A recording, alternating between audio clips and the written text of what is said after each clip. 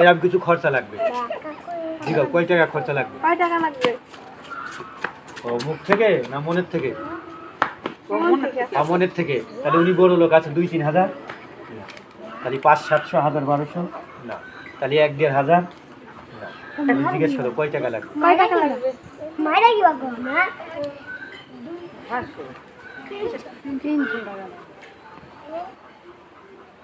বুঝো? 3000 না, 3000 না, আনা তো বুগলা দিন কে তাহলে 30,000। তাহলে জিজ্ঞেস করো 300। 300